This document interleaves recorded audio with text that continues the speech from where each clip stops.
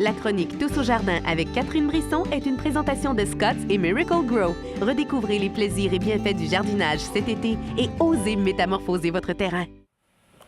En fin de semaine, là, c'est vraiment le moment parfait pour planter vos fleurs, préparer votre jardin.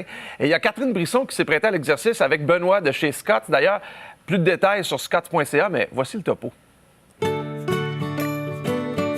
C'est l'un des grands plaisirs de l'été de pouvoir déguster un bon légume frais et surtout quand ça vient de notre propre jardin. Et on va en faire un aujourd'hui avec Benoît. Salut Benoît! Bonjour Catherine! Il y a différents types de jardins.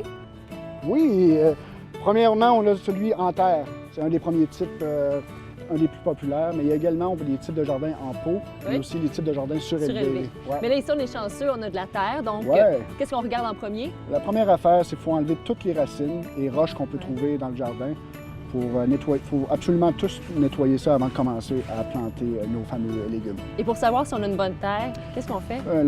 Le truc? Tout simplement, prendre une petite poignée de terre. Et... Sans mes gants? Ouais. Comme ça? Tu la serres, ouais. On va faire le test de la petite boule. Oui. Si jamais ça revient à son état normal, ça signifie que c'est correct. C'est une bonne terre. C'est une bonne terre. Correct. On veut tout simplement s'assurer que le sol n'est pas trop argileux ou sablonneux. Et si on a un problème, qu'est-ce qu'on utilise? On mélange de la terre à jardin? On met de la terre à jardin, mais on veut s'assurer qu'on garde 50 de la terre qui est déjà existante. Ah, OK. Ça, c'est important. Pour faire le mélange. Bon, une fois qu'on a une bonne terre, une fois qu'on a une bonne terre, on a enlevé les roches, les racines, qu'on a on est à planter. On a délimité notre espace. Oui. Vu que c'est ton premier jardin, on va essayer de ne pas aller trop grand. Ouais, c'est mieux. C'est mieux. On va essayer de contrôler ton espace et avoir le meilleur rendement possible. Alors ici, on a du persil et un plant de tomate. La première étape, Catherine, faire un trou. Avec le plant de tomate, il faut quand même faire un trou quand même assez profond. Là, je vois, ça c'est parfait. Oui, puis il n'y a pas de racines ici. Ben, en fait, pas de racines. Oui, on peut enlever celle-là ici. Mais aussi? Oui, on peut l'enlever parce qu'on va quand même le mettre assez profond dans le sol. Okay. Qu'est-ce qui est important également, c'est de lire l'étiquette.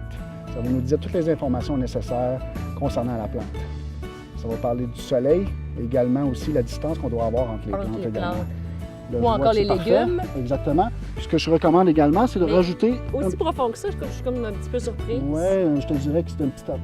Comme ça serait idéal. Okay. On peut rajouter un peu de terre à jardin également pour compléter le tout. On a utilisé déjà aussi. Exactement. Exactement ça. On peut en rajouter un petit peu. Une fois que c'est planté, qu'est-ce qu'on fait? L'arrosage. Avec de l'eau? De l'eau, puis on recommande un engrais de démarrage également avec ça. Un engrais de démarrage? Oui, ici, juste en arrière de toi, on a le Quick Start. En fait, qu'est-ce que c'est? C'est un anti-choc pour aider à la transplantation. Tu sais, j'en mets combien? Un bouchon, puis les 2 premiers arrosages, on utilise ce produit-là. Ça va favoriser le système enracinement. Donc, juste seulement quand on transplante? Exactement, on peut utiliser ça. Okay. Là, j'arrose. Arrose abondamment, puis ça descend complètement jusqu'aux racines, et je pense que le tour est joué. Pour le reste de la saison, Catherine, on suggère un engrais à libération lente. Ça veut dire quoi? En fait, qu'est-ce que c'est? C'est que l'engrais va se dissoudre pendant toute la saison.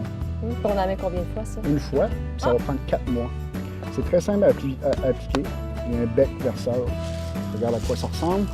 C'est comme des petites granules. Exactement ça. Après, on arrose une fois qu'on en met. Parce qu'on en met beaucoup pour chaque plante de jardin. On fait tout simplement saupoudrer.